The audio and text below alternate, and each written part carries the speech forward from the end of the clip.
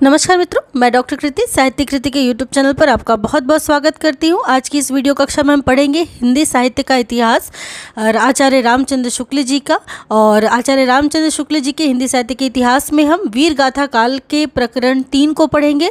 आप सभी जानते हैं 1050 से 1375 जो संवत रहा है, ये वीर गाथा काल का रहा है। शुक्ल जी ने इसका समय सीमा इसकी निर्धारित की है, ठीक है, 1050 से 1375।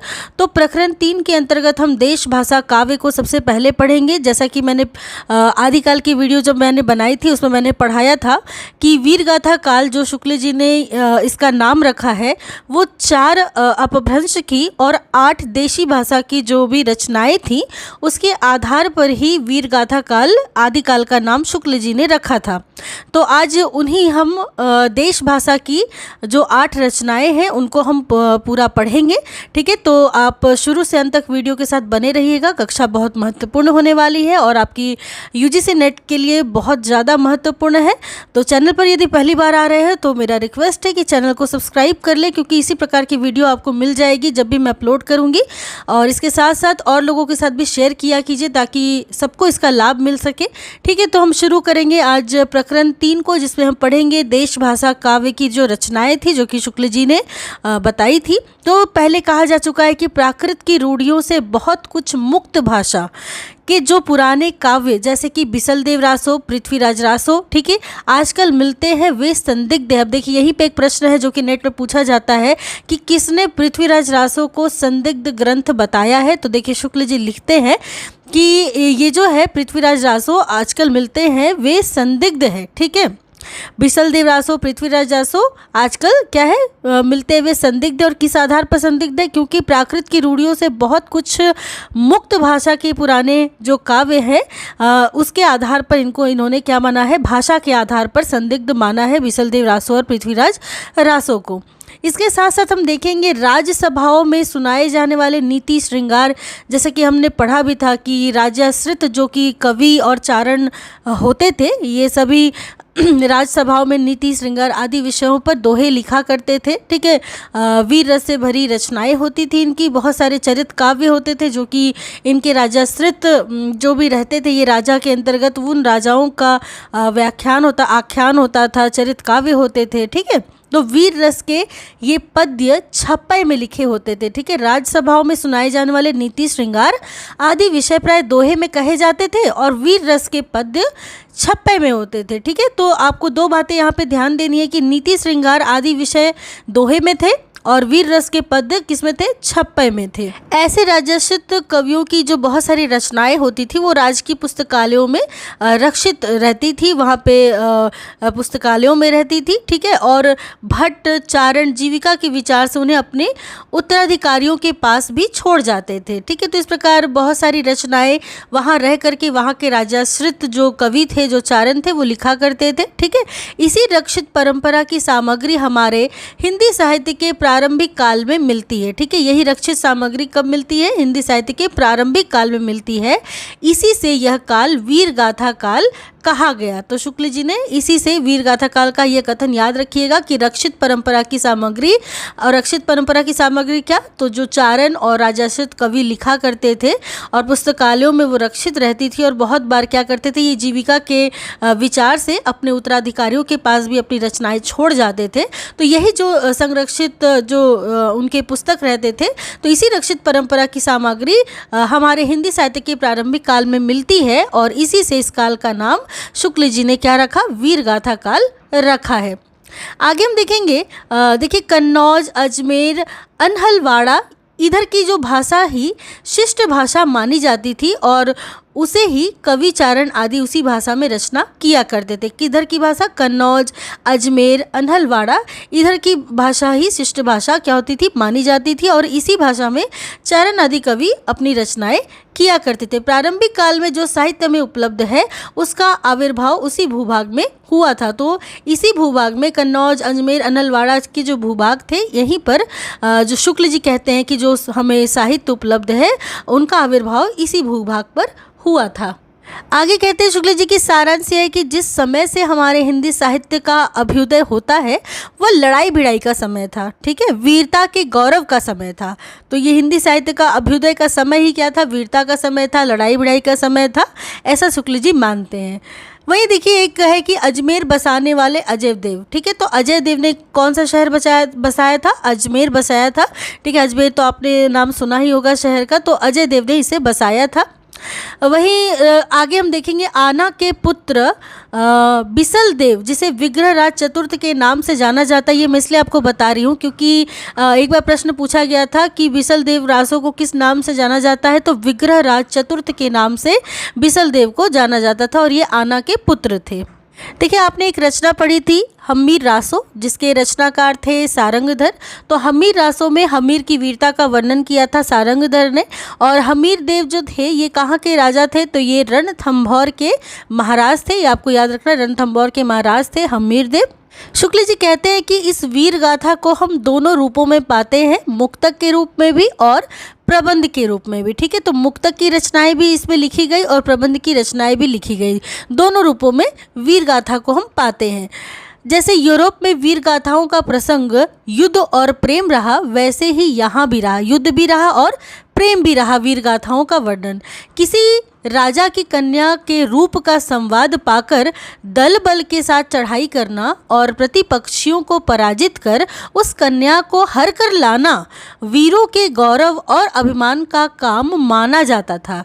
इस प्रकार इन काव्यों में श्रृंगार का भी थोड़ा मिश्रण रहता था, पर गौण रूप, ठीक है, पर गौण रूप में प्रधान रस वीर ही रहता था।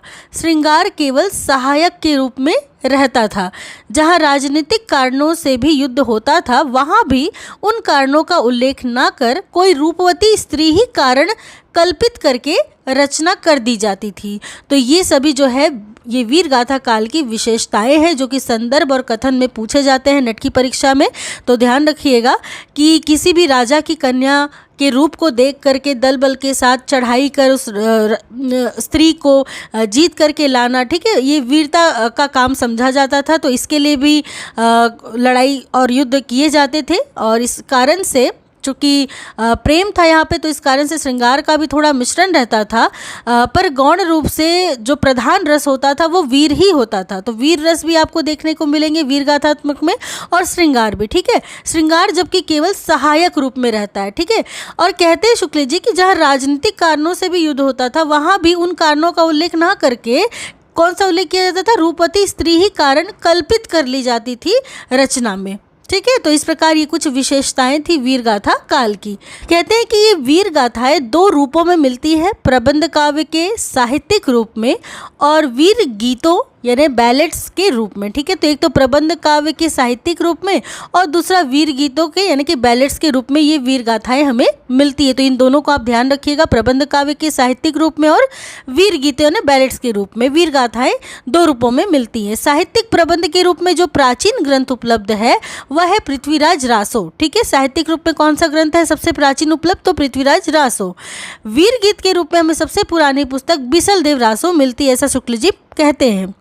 जो रचना कई सौ वर्षों से लोगों में बराबर गाई जाती रही है उसकी भाषा अपने मूल रूप में नहीं रह सकती, क्योंकि बराबर गाई जाती रही है, शब्द बदलते हैं, ठीक है। तो इसका प्रत्यक्ष उदाहरण है आल्हा, जिसके गाने वाले प्राय समस्त उत्तरीय भारत में पाए जाते हैं, आल्हा, ठीक है।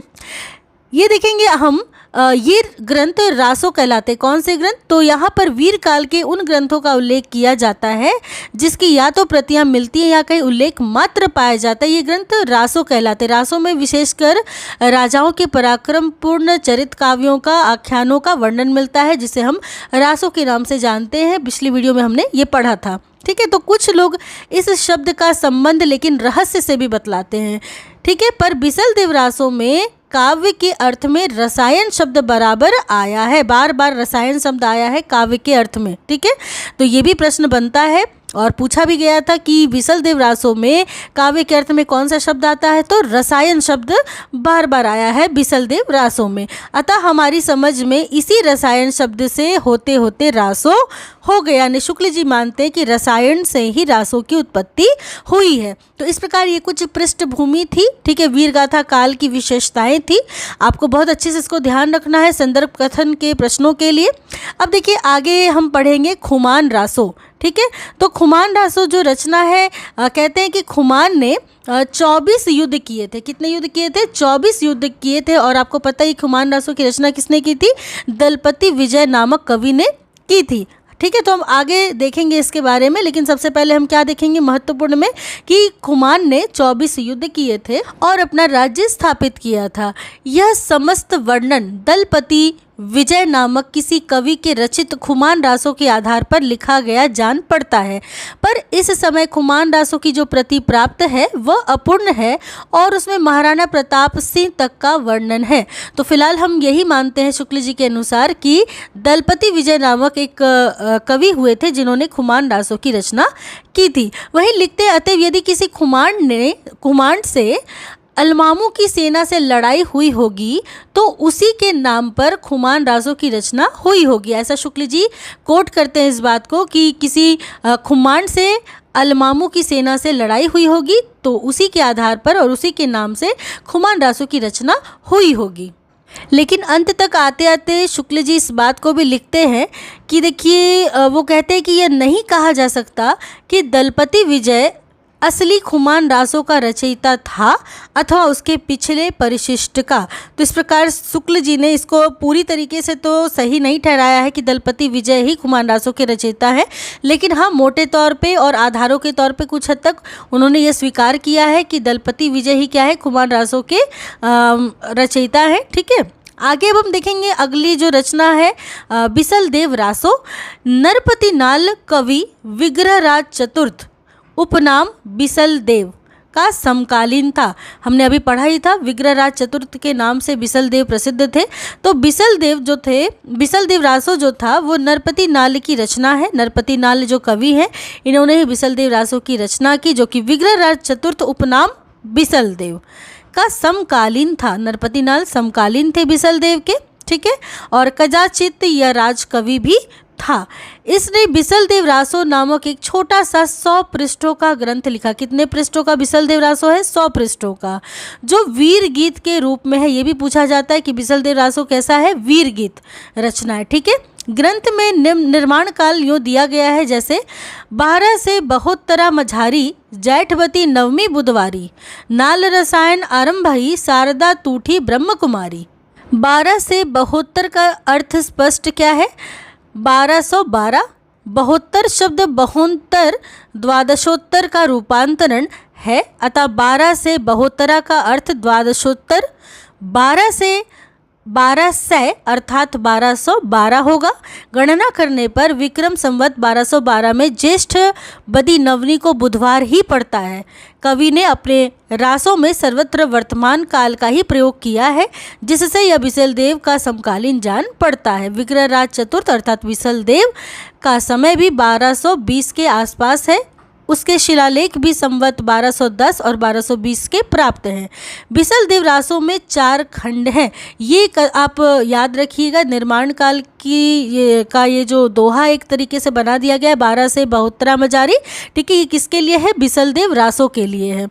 तो कहते हैं कि बिसल देव रासों में 4 खंड है। कितने खंड है? 4 खंड है बिसल देव रासों में। यह काव्य लगभग 2000 चरणों में समाप्त हुआ है और इसकी कथा का सार यूँ है। अभी हम देखेंगे इसका सार। फिलहाल अभी हम क्या देख रहे हैं कि बिसल देव रासों के 4 खंड हैं और लगभग 2000 चरणों में यह समाप्त हुआ है। खंड 1 में देखा जाए तो मालवा के भोज परमार की पुत्री राजमती, ठीक है। किसकी पुत्री? मालवा के भोज परमार की पुत्री राजमती। राजमती नाम याद रखिएगा, बिसल देव रासों से जुड़ा हुआ है राजमती, ठीक है। तो राजमती से सांभर के बिसल देव का विवाह होना। तो पहले खंड में क्या है? राजमती से बिसल देव का विवाह होता है। खंड 2, बिसल देव का राजमती से रूठकर उड़ीसा की ओर प्रस्थान करना तथा वहां 1 वर्ष रहना। दूसरे खंड में क्या होता है, रूठना होता है बिसल देव का और उड़ीसा चले जाना होता है। खंड 3 में राजमती का विरह वर्णन है तथा बिसल देव का उड़ीसा से लौटना है। तीसरे में विरह वर्णन और उड़ीसा से लौटना। चौथे में क्या है, भोज का अपनी पुत्री को अपने घर लिवा ले जाना तथा बिसल देव का वहां आकर राजमती को फिर चित्तौड़ लाना। ठीक है, तो पहले में विवाह है, दूसरे में रूठना है, तीसरे में विरह वर्णन है और चौथे में वापस लाना है। तो इस प्रकार बिसल देव रासों की ये 4 खंड है जो लगभग 2000 चरणों में समाप्त हुआ है। अगर देखा जाए तो इसमें 2 ही घटनाएं हैं, एक तो है बिसल देव का विवाह होना और उनका उड़ीसा जाना। तो विवाह और उड़ीसा जाना यही 2 विशेषतः बिसल देव रासों के महत्वपूर्ण खंड हैं। देखिए, बिसल देव ने बहुत सारे मुसलमानों के विरुद्ध अपनी चढ़ाइयाँ की थी और मुसलमानों को कई प्रदेशों से इन्होंने खाली करवाया था। इनकी वीरता को देख करके राजकवि सोमदेव ने ललित विग्रह राज नाटक लिखा था जो कि संस्कृत में था। ठीक है, तो ये भी एक रचना है, ललित विग्रह राज नाटक, जो कि संस्कृत में लिखी गई रचना है। सोमदेव ने को लिखा था बिसल देव रासों की पराक्रमपूर्ण वीरता को देख करके। पर आपको एक बात ध्यान रखनी है कि शुक्ल जी ने यहाँ पे देखिए उद्धृत किया है कि बिसल देव जो है केवल गाने के लिए इसे रचा गया था। बिसल देव रासों को क्या किया गया था, केवल गाने के लिए रचा गया था। ठीक है, ये एक भाषा की परीक्षा करके देखते हैं तो वह साहित्यिक नहीं है, राजस्थानी है। और इसकी भाषा कैसी है, राजस्थानी है। साथ साथ वह यह है कि शिष्ट काव्य भाषा में ब्रज और खड़ी बोली के प्राचीन रूप का ही राजस्थान में व्यवहार होता था। साहित्य की सामान्य भाषा हिंदी ही थी जो कि पिंगल भाषा कहलाती थी। ठीक है, तो पिंगल भाषा कौन थी, तो साहित्य की सामान्य भाषा हिंदी ही पिंगल भाषा कहलाती थी। और शिष्ट काव्य भाषा में ब्रज और खड़ी बोली के प्राचीन रूप का ही राजस्थान में व्यवहार होता था और यही भाषा है बिसल देव रासों की भाषा, ब्रज और खड़ी बोली मिली हुई। तो भाषा के संबंध में ये बात आपको पता चल गई कि बिसल देव रासों क्या है। पहला तो गीत है, गीत के रूप में वीर गाथात्मक रासों है ये। और दूसरी बात ये कि इसमें जो है शिष्ट काव्य है, भाषा है जो कि ब्रज और खड़ी बोली के मिश्रण से बनाया हुआ राजस्थानी है। ठीक है, इसको हम इस भाषा को साहित्य की सामान्य भाषा हिंदी थी जो कि क्या कहलाती है, पिंगल भाषा कहलाती है। वहीं बात करें प्रादेशिक बोलियों के साथ साथ ब्रज या मध्य देश की भाषा का आश्रय लेकर एक सामान्य साहित्यिक भाषा भी स्वीकृत हो चुकी थी जो चारणों में पिंगल भाषा के नाम से पुकारी जाती थी। तो पिंगल भाषा क्या थी, प्रादेशिक बोलियों के साथ साथ जब ब्रज या मध्य देश की भाषा का आश्रय लिया जाता था, ठीक है, तो वो चारणों में वह पिंगल भाषा के नाम से जानी जाती थी। वहीं अपभ्रंश के योग से शुद्ध राजस्थानी भाषा का जो साहित्यिक रूप था वह डिंगल कहलाता था। तो अपभ्रंश के योग से शुद्ध राजस्थानी भाषा का रूप डिंगल और प्रादेशिक बोलियों के साथ साथ ब्रज या मध्य देश की भाषा का आश्रय पिंगल कहलाता था। तो इस प्रकार डिंगल और पिंगल के बारे में प्रश्न पूछा जाता है परीक्षा में। तो आगे देखेंगे, हिंदी साहित्य के इतिहास में केवल पिंगल भाषा में लिखे हुए ग्रंथों का ही विचार कर सकते हैं। दूसरी बात जो कि साहित्य से संबंध रखती है, वीर और श्रृंगार का मेल है। इस ग्रंथ में श्रृंगार की ही प्रधानता रही है। किस ग्रंथ में, बिसल देव रासों में। वीर रस किंचित अभाव मात्र है। संयोग और वियोग के गीत ही कवि ने यहाँ पर गाए हैं। ठीक है, तो ये वीर गीत काव्य ही है बिसल देव रासों और ये महत्वपूर्ण था आप सबके लिए। तो ज़रूर इसको अच्छे से पढ़िएगा 1 से 2 बार ताकि आपको महत्वपूर्ण जो भी तथ्य थे उस अच्छे से याद हो जाए। ठीक है, अगली वीडियो में हम और कुछ साहित्य के बारे में पढ़ेंगे, कुछ रासों काव्यों के बारे में पढ़ेंगे। तब तक के चैनल के साथ बने रहिए और लोगों के साथ शेयर कीजिए। सब्सक्राइब नहीं किया है तो सब्सक्राइब कर लीजिए।